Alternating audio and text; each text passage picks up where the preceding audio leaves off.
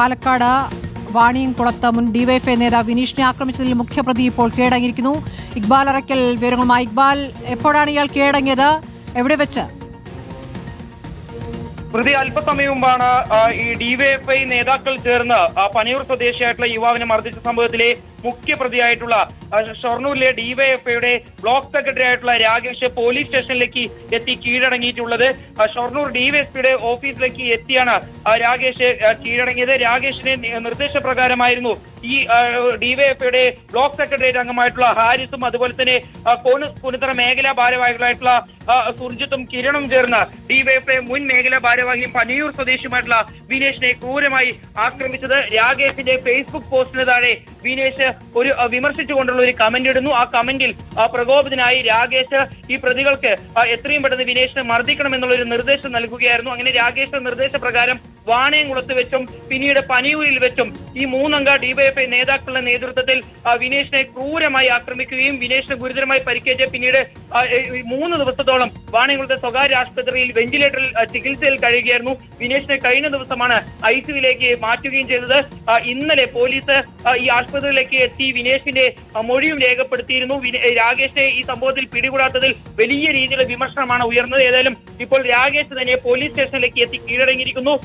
ഇപ്പോൾ മറ്റു പ്രതികളെയൊക്കെ പിടിയിലാവുകയും അവരൊക്കെ തന്നെയും രാകേഷിന്റെ നിർദ്ദേശത്തിൽ ഇത് ആക്രമണം നടത്തി എന്നുള്ള മൊഴിയൊക്കെയാണ് നൽകിയിരിക്കുന്നത്. ഇപ്പോൾ ആകെ കേസിൽ എത്ര പ്രതികളുണ്ട്? സ്മൃതി, നിലവിൽ ഈ കേസുമായി ബന്ധപ്പെട്ട് നിലവിൽ പിടിയിലാവുന്ന 5ാമത്തെ വ്യക്തിയാണ് രാകേഷ്. രാകേഷ് നിർദ്ദേശപ്രകാരം ഈ ആക്രമണം നടത്തിയിട്ടുള്ള മുഹമ്മദ് ഹാരിസ്, അതുപോലെ തന്നെ സുർജിത്ത്, കിരൺ, അതിനോടൊപ്പം തന്നെ ഈ ആക്രമണത്തിന് ഈ പ്രതികൾ എത്തുന്ന സമയത്ത് വിനേഷിന്റെ സഞ്ചാരം ഉൾപ്പെടെയുള്ള കാര്യങ്ങൾ പ്രതികൾക്ക് വിവരം നൽകിയ രാജ്കുമാർ എന്ന് പറയുന്ന ഒരു പ്രദേശവാസി ഉൾപ്പെടെയുള്ള ആളുകളാണ് ഈ കേസിൽ പിടിയിലായിട്ടുള്ളത്. ഇവരിൽ നിന്നെല്ലാം ശേഖരിച്ചുള്ള വിവരങ്ങളും തെളിവുകളും മൊഴികളുടെയും അടിസ്ഥാനത്തിലാണ് രാകേഷാണ് ഈ ആക്രമണം നടത്താൻ വിനേഷിനെ ക്രൂരമായി മർദ്ദിക്കാനുള്ള നിർദ്ദേശം പ്രതികൾക്ക് നൽകിയതെന്ന് പോലീസ് കണ്ടെത്തുകയായിരുന്നു. ഇപ്പോൾ പോലീസിന്റെ അറസ്റ്റിലായി റിമാൻഡിൽ കഴിയുന്ന മുഹമ്മദ് ഹാരിസിന്റെ ഫോണിൽ നിന്നുൾപ്പെടെ ഈ വിനേഷിനെ ആക്രമിക്കാൻ രാകേഷ് നിർദ്ദേശം നൽകുന്നതുമായി ബന്ധപ്പെട്ടുള്ള തെളിവുകൾ പോലീസ് സംഘം കണ്ടെത്തിയിരുന്നു.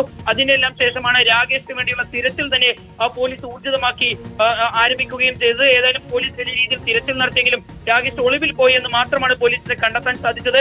പക്ഷേ അല്പസമയം മുമ്പാണ് രാകേഷ് ഇത്തരത്തിലുള്ള തിരച്ചിൽ നടക്കുന്ന വിവരം അറിഞ്ഞ് ഇപ്പോൾ പോലീസ് സ്റ്റേഷനിലേക്ക് എത്തി കീഴടങ്ങിയിരിക്കുന്നത്. ഷൊർണൂർ ഡിവൈഎസ്പിയുടെ ഓഫീസിലേക്ക് എത്തി രാകേഷ് കീഴടങ്ങുകയായിരുന്നു. ഏതായാലും ഇയാളുടെ അറസ്റ്റ് നടപടികൾ അതുപോലെ തന്നെ ചോദ്യം ചെയ്യൽ ഉൾപ്പെടെയുള്ള നടപടികൾ അല്പസമയത്തിനകം തന്നെ ആരംഭിക്കും എന്നുള്ളതാണ് സ്മൃതി മനസ്സിലാക്കാൻ കഴിയുന്നത്. ഇപ്പോൾ ഈ പരിക്കേറ്റ പഴയ ഡിവൈഎഫ്ഐ പ്രവർത്തകന്റെ അവസ്ഥ എന്താണ്? ഇപ്പോൾ വിനീഷിന്റെ അവസ്ഥ എന്താണ്? പ്രതി 3 ദിവസം ഈ ആക്രമണത്തിന് ഇരയായി തലയ്ക്ക് ഗുരുതരമായി പരിക്കേറ്റ വിനേഷ് 3 ദിവസമാണ് വെന്റിലേറ്ററിൽ തുടർന്നത്. വാണിയംകുളത്തെ സ്വകാര്യ ആശുപത്രിയിൽ ചികിത്സയിലായിരുന്നു വിനേഷ്. പിന്നീട് ആരോഗ്യനില മെച്ചപ്പെട്ടതിന്റെ അടിസ്ഥാനത്തിൽ കഴിഞ്ഞ ദിവസം വിനേഷിനെ വെന്റിലേറ്ററിൽ നിന്ന് ഐസിയുവിലേക്ക് മാറ്റിയിരുന്നു. ബന്ധുക്കളെല്ലാം തിരിച്ചറിഞ്ഞ ശേഷം ഇത്തരത്തിലുള്ള വിവരം പോലീസിന് ലഭിക്കുകയും ഇന്നലെ ഈ ആശുപത്രി ദിവസങ്ങൾക്കിപ്പുറം രാകേഷ് കീഴടങ്ങിയിരിക്കുന്നു. ഇപ്പോൾ പ്രതിപക്ഷ